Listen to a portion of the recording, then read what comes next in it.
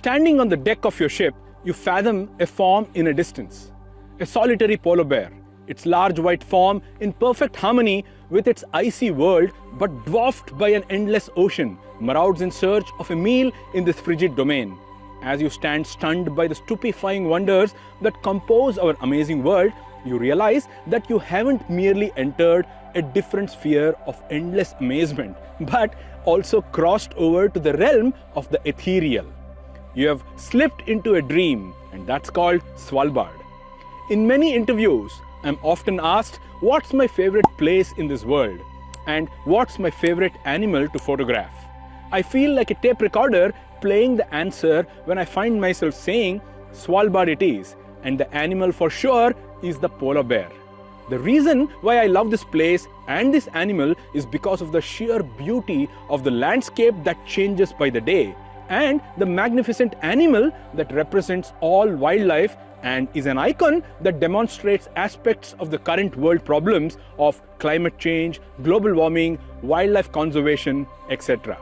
Hello, my name is Jayanth Sharma. In this video, I hope to share insights on Svalbard and especially about our photography expeditions here.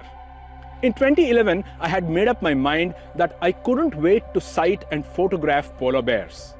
After a good amount of research, Churchill in Canada turned out to be the #1 option. It was after all called the polar bear capital of the world. So I went on my first ever Arctic expedition to Canada and I saw nearly 40 bears in just the first couple of days itself. It was truly mind-blowing. However, when I came back to India and started working on my images, I realized most of them had similar backdrops, the willows and the white wilderness. So I started exploring polar bear images from around the world and started researching on places that could provide a bit more than what Canada could. Svalbard was gaining popularity and I realized instead of touring in a few square kilometers in the Tundra buggy, as they call it in Canada, I could venture around the archipelago of Svalbard and find various different backdrops, glaciers, fjords, mountains that touch the sea, rocky outcrops, sandy beaches, floating icebergs, and most importantly, light that was God sent. So in 2012, I set sailing around Svalbard in search of polar bears. I partnered with a Norwegian photography tour company, and here I was on my first ever Svalbard photo tour. Svalbard, though is administered by Norway, it's not really a part of the Schengen area. One needs to enter the Schengen area in order to fly to Longyearbyen, this little town from where expeditions kickstart. But while you're in Svalbard, you aren't in the Schengen area at all.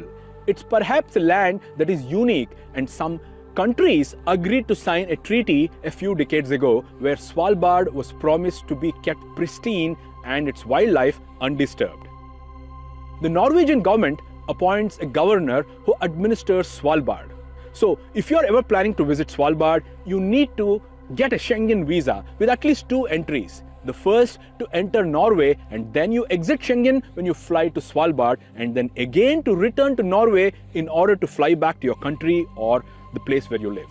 Norway usually provides a Schengen visa with at least 2 entries for the number of days you need to be in Svalbard and a bit more number of days just in case you want to explore the country a bit more. According to me, one of the planet's most charismatic animals, polar bears are special in many ways. Their incredible power to adapt is what makes them extraordinary. Physical, intellectual, social, and also physiological adaptations over centuries of evolution makes them truly special. Polar bears can be found in countries like Canada, America, that's Alaska, Russia, Norway, and Denmark. Unlike Antarctica, the Arctic is an ocean surrounded by land. And in this oceanscape, a polar bear has to be a marine specialist to thrive. So it's classified as a marine mammal. That's why Ursus maritimus. And also it's known as the largest land carnivore. Isn't that incredible? By the way, did you know their skin is black, but the coat and the fur, which is whitish yellow, helps them blend in the icy conditions and also keeps them insulated yet camouflaged. They are great swimmers with a partially webbed feet, featuring a long neck which helps them keep their heads out of the water while they wade between ice floe to ice floe. Having a long canine, jagged molars, and their short, sharp claws, the bears are experts in grabbing their prey, crushing the skull of their victims, and tearing through blubber, fat, and muscle tissues of animals they feed on.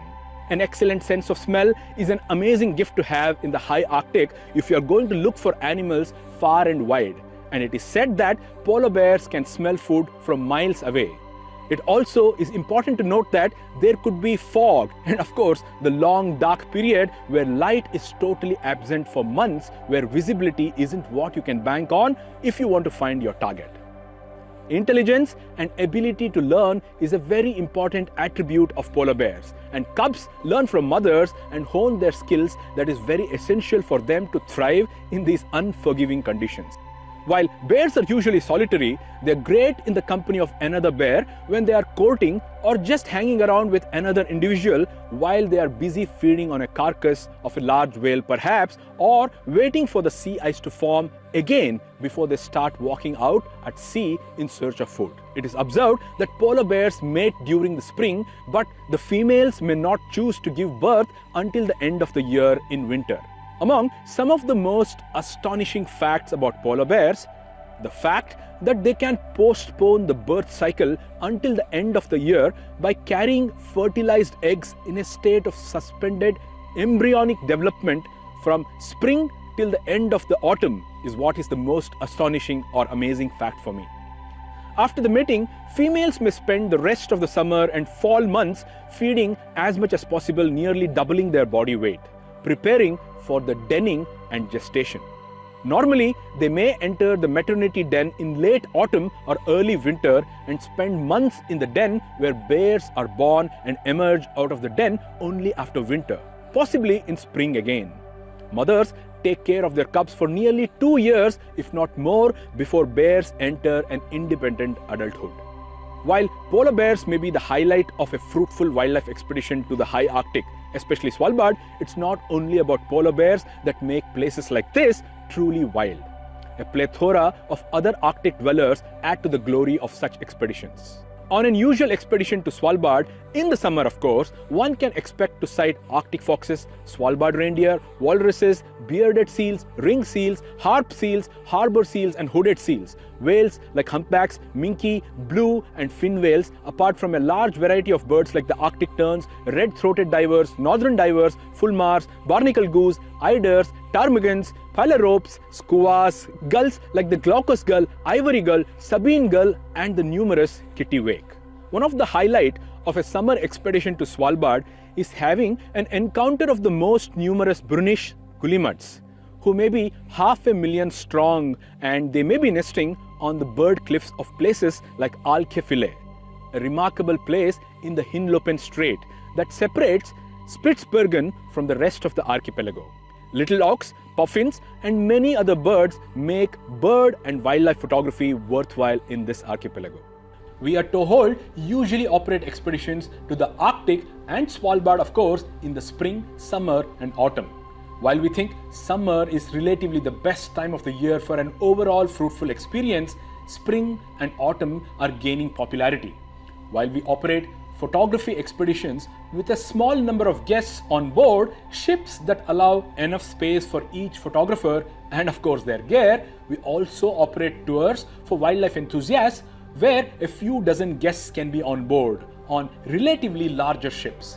While we strictly host 12 photographers on board our photo expeditions, our wildlife expeditions may be for anyone interested in the Arctic and in the company of a few dozen like-minded travelers.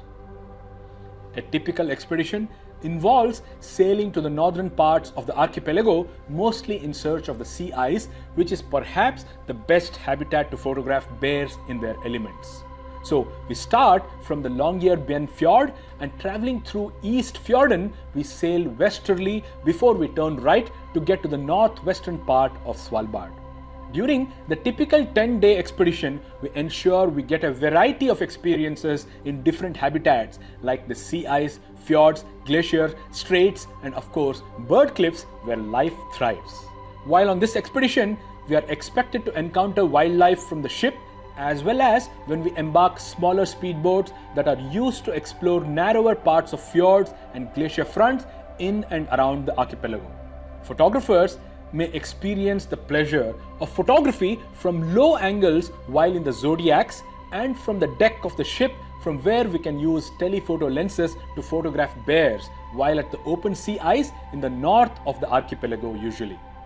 We also make strategic landing excursions to places from where we may be able to photograph animals like walruses and birds up close. But mostly we do this when we are convinced there aren't any white furry things that are loitering around the beach where we hope to land. Photography lectures and one-on-one assistance to guests can be expected while on board our photo expeditions. And lectures on wildlife and natural history happen time to time in the comfort of our lounge on board our carefully chosen ships. While we don't hope to teach photography from the scratch while on such expeditions in the format of photo workshops, we surely think learning happens continuously from skippers, expedition leaders, and peers who may have a great amount of experience traveling around the globe. Networking with fellow photographers, enthusiasts, or travelers is always one of the best things that can happen to a traveler on such expeditions, especially in the absence of telephone networks or Wi-Fi.